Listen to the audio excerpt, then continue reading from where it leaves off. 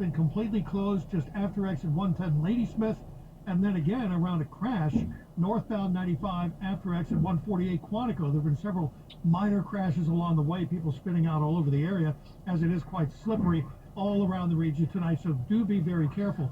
Now 95 southbound, that is still a mess. It looks like rush hour, only worse, and it's been that way all day. 95 southbound near exit 136 Centerport Parkway has been closed.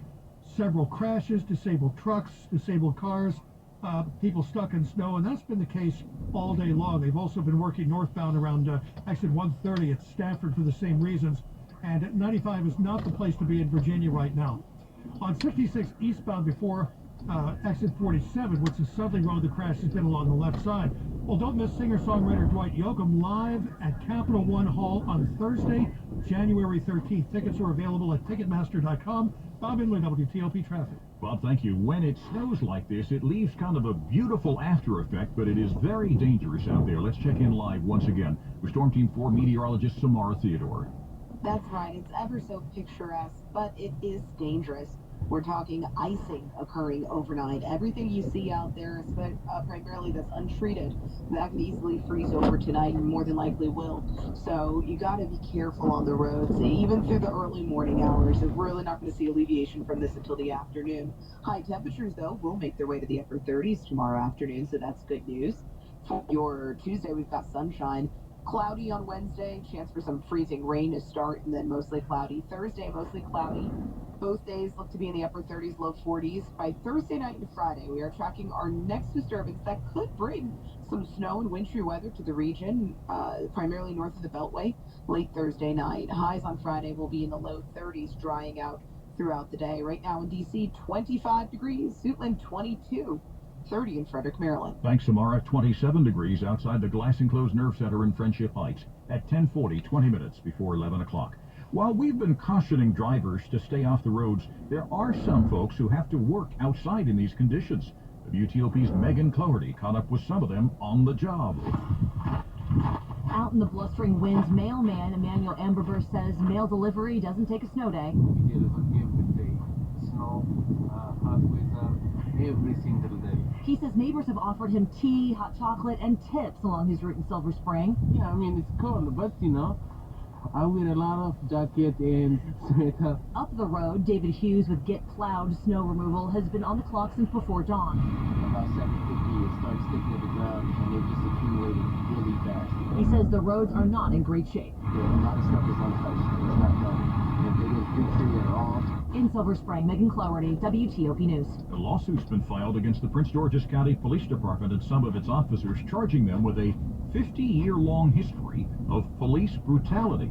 The Washington Post reports well-known Baltimore attorney William Billy Murphy filed the federal suit in U.S. District Court in Greenbelt. The suit says the department has, quote, condoned the brutality inflicted by its police officers and has refused to implement effective training, oversight, or disciplinary measures for its officers to this very day. In 2020, Murphy's law firm negotiated a $20 million settlement with the county on behalf of the estate of William Green. Green was shot and killed while he was handcuffed in the front seat of a police cruiser.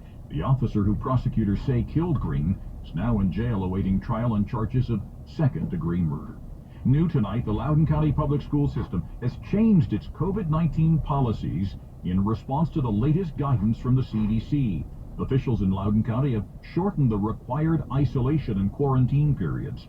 It requires people who test positive for COVID-19 to isolate for at least 5 days. They can return to school or work after that if they don't have any symptoms. The new guidance also updates the definition of close contact, requiring at-home quarantine to include fully vaccinated people who are eligible for a vaccine booster but haven't received one yet. Back in May, the federal government authorized coronavirus vaccines for kids as young as 12. Now they might start getting booster shots soon. We've seen cases in our hospital double. We've seen hospitalizations double. Dr. Claire Bogart, the medical director of the COVID vaccine program at Children's National, says it's all the more important that kids be vaccinated and soon, perhaps, boosted. By the nature of boosting our immune system, we give time for the initial two-shot series to work, and then that immunity slightly wanes over time. She says the booster shot will help antibodies circulate at a higher level again. CDC approval still needed before kids 12 to 15 can can get one, but that could come this week. If it does, They're going to be the most protected. John Dome in WTOP News. There's a new indoor mask requirement in Maryland as COVID cases continue to surge. Effective immediately, face coverings must be worn by employees and visitors in all state buildings, including state leased spaces. In addition, Governor Larry Hogan says to encourage state employees to get booster shots, all eligible state workers will get 2 hours of paid leave to get a booster. State agency leaders also have a little more discretion to allow people to work at home now. Governor Hogan says we will continue to take every action necessary to help our populace and keep people safe. Kyle Cooper, WTOP News. Now 10:44, planes were grounded at BWI Marshall and Reagan National Airports today as the snowstorm swept through the area. We talked to a local woman who was desperate to find a flight so she could be by her daughter's side. You know, you're kind of feeling helped as to when your plane might take off. Tammy Mangan from Bethesda, Maryland was trying to get to Hartford, Connecticut because her daughter is having surgery on Tuesday. Her flight at 9:30